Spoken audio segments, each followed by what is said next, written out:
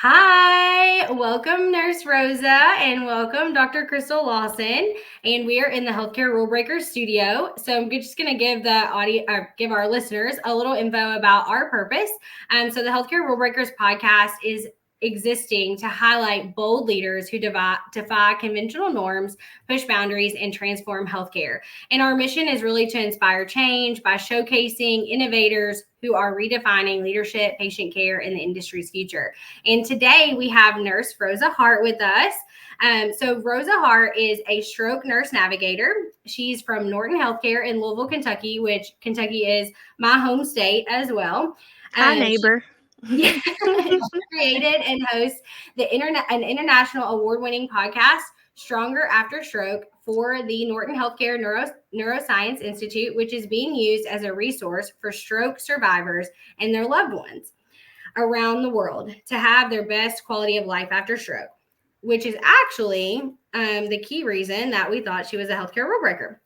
She's on the National Advisory Council for the American Nurses Association Next Gen Nursing Project to consider how the ANA can best incorporate the next generation of nurses. She is the advisory board chair for Power Up Nursing, a company that's dedicated to advancing the science and spirit of nursing, and will be representing the startup at Health in Vegas, where it is for a digital health award. She is the elected chair of the Ethics and Human Rights Committee for the Kentucky Nurses Association. She also hosts Nurse Rosa's Insights on the Health Podcast Network, and she interviews stakeholders on their ideas to transform healthcare. So welcome to the Healthcare Rule Breaker Studio, Rosa, and I'm excited to jump into this conversation. Thank you so much for having me, Alyssa and Crystal. So nice to meet you. I am thrilled to meet you. And as Alyssa opened up with, we just really want to inspire people to make change. And I would love to hear the story about how the podcast came to be, because I've really been on this mission about the voice of nursing and the power that we have. And you're doing it. And we want to highlight this. So we're highlighting a lot of things out there in the media, but it's people like you we need to know about. Oh, thank you so much. It is an honor, really. And while you have the title Healthcare Rule Breakers, I've always really identified as a rule follower. So that's really surprising to me, honestly. Hence why I'm on the ethics committee. But yeah, I'd love to share this story of how it all came to be, because it's really been an adventure, and it's probably come from just saying yes to a lot of opportunities when I wasn't familiar, or probably had some imposter syndrome of why should I be the one to do this. My nursing background, I'll start with, I've worked with stroke patients in the ICU starting in 2013, first as a nurse's aide, and then once I became an RN, stayed on that unit. And so that's my exposure, was to stroke patients. And so I got to see the transformation when they would get TPA, alteplase, or have a mechanical thrombectomy. And they would come in with half their body not working. And then after that treatment, it was like a light switch was flipped and their body came back online. It was incredible. And so I wanted to see that for more people, but I also, working in the ICU, those patients got to leave pretty quick. And so a lot of my time was spent with people having the worst outcomes and walking with them and their families through their last moments and the hardest days of their lives. And that was really hard. And I got burnout before COVID, just from that heaviness, and transitioned to being the stroke nurse navigator for our system, where I get to call the patients who got to leave and go home and talk to them about how to prevent having a new stroke. So that's my clinical stroke experience. I got the stroke certification through the AANN, which was really helpful for me in building confidence that I know what I'm talking about as far as stroke care. So I highly recommend certifications for that. And but at that time, I didn't know what a podcast was. So Why did you choose podcast? It was my friend's idea. So during COVID, everything shut down. I was working from home, and when I was working my way through nursing school, I was in class 4 days a week and then working 3 nights a week at the hospital. And then once I was at bedside as a nurse, I picked up a lot of extra shifts, and any extra money I had did not get spent locally. Like, I just stayed at home a whole lot resting. That shift work can be really draining. But once things started to open up again after the initial shutdown, my friend wanted to start a podcast supporting local businesses. And I was like, what even is a podcast and how are we supposed to do that? I don't want to buy a whole bunch of fancy equipment. And he was like, we could just do it with our phones. And I was like, what? And so he showed me how to do it. And so we just started going around visiting different restaurants, and I would talk about their safety precautions and try to help people feel comfortable going out to eat and supporting local businesses at that point. And then because that podcast grew and I grew a kind of a social media influencer reputation locally through interviewing business owners and creating content for promoting their businesses, the Norton Neuroscience Institute invited me to create a podcast for my stroke patients. And since I'm the one who would talk to them, they're like, what needs do they have? And you can kind of create the content because you're the expert in the content. And then we would love to have a podcast for them. And so they were like, take some time, come up with some ideas. And 2 hours later, I came back with 2 pages of topics and who I would interview, because we have like 120 neuro experts at the Norton Neuroscience Institute. Okay. Like, it is a wealth of knowledge. And so to be able to present that level of expertise and answer these frequently asked questions I could see that was going to be a huge gift to our patient population. For example, let me tell you, we have one of the leading experts in migraine, Dr. Brian Plato, at our headache clinic. And he took time after seeing patients all day to sit down and talk about migraine versus stroke and how to know when you should go to the ER, because sometimes migraine can mimic stroke, and people who go to the ER a lot for that, they don't need one more ER visit, but there's a 9-month waiting list to get in to see them, or there was at the time. Hopefully it's better now. But so to be able to offer that, like, I just offered it to a patient I was on the phone with yesterday. She was really stressing out, and she had seen a neurologist, but it wasn't a headache specialist, and she didn't get all her questions answered. I was like, well, how about this? You start with this episode, listen to what he has to say, and we'll see if we can get you in. But in the meantime, we can get some of those answers that you're looking for that not every neurologist knows. And she was so relieved. She started crying just to have access to that information, to provide her some relief for that. I'm going to cry just thinking about it. But it's such a great resource. And so I'm glad other people can use it too. I just want to say thank you.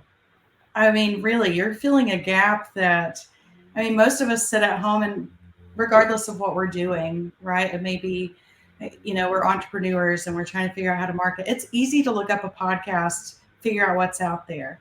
It's not easy to find things to help you navigate healthcare. And if you can, most of the time, it's way above what does that even mean? Even as a nurse, navigating the system is so complex. So it's just a beautiful thing to watch what nurses actually do. The community doesn't truly understand it. And I think this is just one great way to highlight this is who we are and what we do. So just thank you for being that resource. Oh, yeah, I was going to say, I was totally inspired when I started just watching what you had posted on LinkedIn. I was like, oh my gosh, this is so, I would have loved to have this for my patients. Just being a nurse practitioner, you're always looking for other resources that you can provide people outside of a piece of paper, or, trying to make sure that your rounds meet their needs and you keep circling back or trying to find the time, because that's what we're all fighting for, right? We're all fighting for a little bit of time. And so it would have just been, awesome in clinical practice to be able to draw from that. So I was blown away and it was so excited. I was like, when I was telling Crystal about your story, I was like, Crystal, we got to talk to her. Yeah, and I don't know if that was the catalyst, but then she's like, and let's start a podcast. Yes. Awesome. Just like you said, somebody said, this was my friend's idea. I'm like, this was her idea. Yeah. Exactly. So I have a follow-up question. So you've had a lot of success with the podcast with Norton's, and then now you've kind of taken that success and you've transitioned into like learning about becoming an entrepreneur and what does it look like for Nurse Rosa Hart Media. What is that journey like for you? What are you doing? What are you doing with that now that you've found this love and this passion that we can obviously see when you talk about what you're doing with the patient facing podcast? Kind of tell us a little bit about that and maybe share about your recent, first adventure. Sure. And I don't even know, like, yes, it's a transition, but I haven't left Norton. Right. I haven't left being the stroke navigator. I still call patients and I still make that stroke podcast and I still do the Lou Review podcast for Louisville, Kentucky, because that's where I live and that's how I connect with my neighbors essentially. And we have an amazing food scene. If you think Chicago's food scene is good, you need to come to Louisville, Kentucky, because we're coming up there. Okay. Oh boy. Anyway, we might fight over that one. But come into Louisville and I'll test your theory. Yeah, bring it. Yeah, I've been to try the bourbon. Any for sure distillery there. Yeah. Oh my gosh. So it's 2 against 1 right now. don't get me started because, like, honestly, I've been making that podcast for 4 years. I've been to 400 restaurants here in the last 4 years. Okay, and they are all the knowledge. Top tier, awesome bourbon bars. So I can tell you where to get the best bourbon combined with like flavor pairings with the food. Okay. It's amazing. Anyway, healthcare podcasting. So in the course of the stroke podcast, because it did get such great reception worldwide from all these people in healthcare, they start reaching out to me on LinkedIn or email or Facebook randomly. And they're like, I'd love to be on your podcast and talk to you about AI and how do we transform healthcare for nursing and all this. And I'm just like, that would be great. I would love to have that conversation with you. But that has nothing to do with stroke. So it can't be on the stroke podcast. So basically, I felt like I needed to create a whole new podcast just to host those conversations. And so that had led to the creation of the Nurse Rosa's Insights podcast, which is on the Health Podcast Network. But also, I've been creating content for these local businesses and kind of started off entrepreneurial in a way because looking at it from that lens. So then when I learned these doctors feel comfortable talking to me about, the clinical side of things, and I can ask them questions that get them to answer in a way that patients can understand and kind of facilitate that translation of their clinical expertise into common speak, for lack of a better term. I was hired by the University of Miami Miller School of Medicine to come do that there. So stay tuned because I don't think we're announcing the title of that podcast yet, but it should be releasing this fall.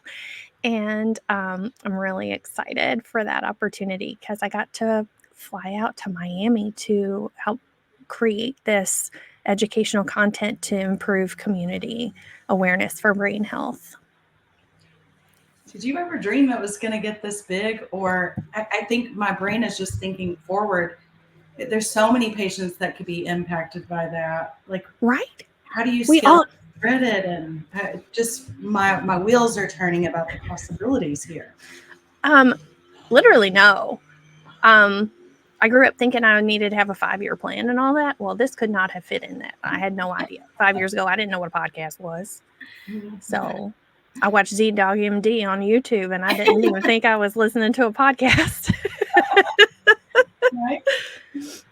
But yeah, the stroke podcast has currently been heard in 63 countries. There are doctors all over the world prescribing it to their patients. Okay. And it's just incredible. So no, could not have planned it. And if I'd said no, because I thought I wasn't qualified, then they wouldn't have it.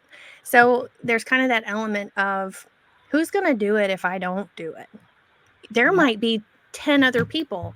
There might be a Dr. Crystal Lawson or an Alyssa Adams who knows a whole lot more about something than I do. But if they don't do it because for whatever reason, it won't get done, right? So it's that whole, if it's to be, it's up to me mentality. Okay, well, you gave me chills for the morning, so job well done. Yes. Yes. Well, I'm really excited that you're starting this podcast because, I'm not obviously not trying to say people need to break rules or anything, but we can, But we can learn from each other. we can learn from each other. We can blaze new trails. There's no rules for it because nobody thought of doing it this way before. Exactly. Yeah, that's exactly it. And so, just speaking of that and blazing new trails, that's really what I think of when we talk about, like, oh, you're doing a listening option for patients, like that you can share. You can say, hey, listen to this episode. It specifically talks about some concerns that you have and may answer some questions while you're waiting for care. Right. And so, I think it's really just the opportunity to expand. Like, yes, we have paperwork, we have things that you can Google, but really, we have an opportunity where you can listen to a nurse and a physician have a conversation about a problem that you're having, and hopefully give you more insight and a plan and answer some questions and a place to start, and some of those things that otherwise you don't have access to. You don't get to listen, or even maybe know additional questions that you might want to ask when you talk to your provider, or you're in the hospital and that type of thing. So I think for me, just hearing the whole story and how it's how it's had impact for you and the impact that you're seeing there with the patients is just incredible. You know what? I left out something really important that I need to put out there is that we have survivor interview episodes as well. And each of those is selected strategically to highlight aspects of recovery that are relatable, especially the episode where I got to interview Flannery O'Neill. She had a stroke in her 30s and she had aphasia to the point where she couldn't say her name when she first had her stroke. Like, I don't know if it was like weeks or months. She had to go through so much, still goes through some speech therapy, I think. But you can't tell at this point of several years later, you would not have a conversation with her and even think she had a stroke. But she was able to verbalize how she felt laying in that bed, how she felt in the weeks and months afterwards when it didn't look like there was anything wrong with her, but she couldn't express what she was thinking. She couldn't express how she was feeling then, and she can now. And there's so many people that I have met over the years who have that aphasia, and to be able to let them hear that it is possible to recover, that they're not the only ones going through this, that just because they can't speak doesn't mean that they can't feel and think and process, and to just let them know they're not alone and that there's hope. And also she points out like what free available online resources there are that people can tap into from wherever they are in the world that they have the internet. Like that level of hope that people are able to get from that episode, for example, and the other episodes where the survivors talk about their struggles and just kind of put words to the experience that you're not going to get from a journal article, because this is coming from lived experience. That's a really important aspect that I want to make sure people know is part of the Stronger After Stroke podcast. All I have is just gratitude that you are willing to say yes, because people just want to feel seen and heard. Mm-hmm. And like you said, that element of hope. And sure, they have access to record a TikTok or put it on Instagram, but they're not doing it. You're facilitating that and making such an impact. So I'm just so grateful. And my wheels are going to turn all day at all the different people that this could help in Good.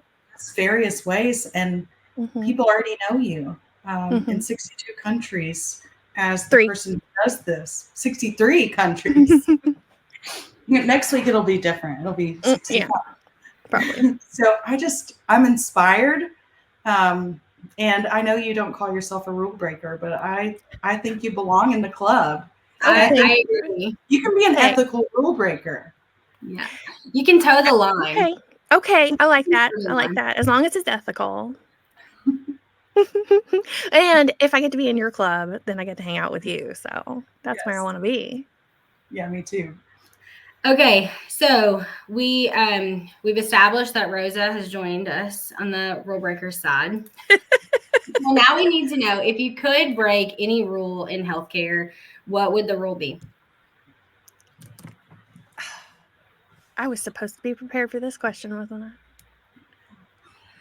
I don't know. Any rule?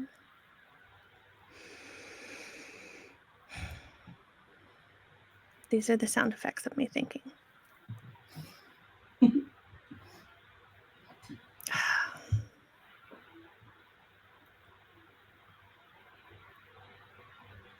Oh, that you have to have a referral to see people. Some offices, some specialty offices, they won't see a patient without a referral. But I mean, there's reasons for that, because insurance may not cover it. But then it's like those people can't get seen otherwise. And what if they don't have insurance? And what if they don't have a primary care provider? That's my favorite, is when I get to talk to these stroke patients and they need all these referrals to places and they don't even have a primary care provider. Maybe they even have insurance, but they don't. So, like, a big part of my job is connecting people to primary care that never had it before because they didn't think they needed it before they had a stroke.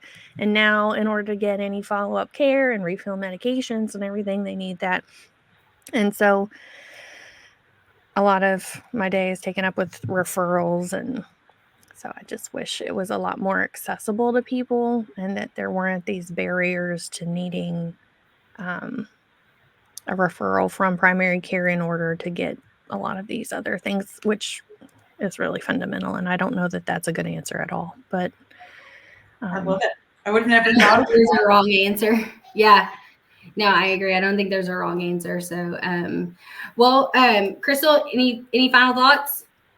I'm just inspired. That I have to stick with that gratitude and inspiration, because I can see all the possibilities, and I think you're just getting started on the impact that you can make. So, and I'm honored to meet you, and I'm taking you up on the offer about the Louisville food tour. 100%. You get over here. We're going on a food tour. It'll be sooner than you think.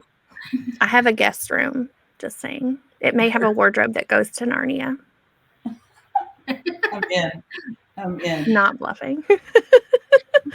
Rosa, I want to say thank you for joining us on the Healthcare Rule Breakers podcast and sharing your bold and innovative idea and how it's had such an impact on patient care and really the healthcare system. And I do hope that we can continue to follow your journey and just see all the transformation that is to come. And I'm excited to see future interviews that you're going to have and continue to follow and stay connected. I do want to publicly thank you for being my podcast coach. And you're doing so well. Make the podcast pie even bigger, as another fellow podcaster that I follow always says. She's like, there's room, make a bigger pie, just make a bigger pie. So I do want to say thank you for that as well, and being such an inspiration in this space as we are navigating our healthcare rule breaker journey. So thank you for joining us today. Future listeners, if you're listening and you would like to find out where to connect with us, you can contact us at info@healthcarerulebreakers.com, and or you can catch Crystal and myself on LinkedIn. And Rosa, do you want to share where people can connect with you? Yeah. If you want to connect on LinkedIn, that's great. But you can also follow me on social media at NurseRosaSpeaks on all social media platforms. And if you want the food side of things and the travel side of things, you can follow me at Rosa Raves, Ravees. Awesome. All right. Well, thank you for joining us today, and we'll catch you next time. Yes. See ya.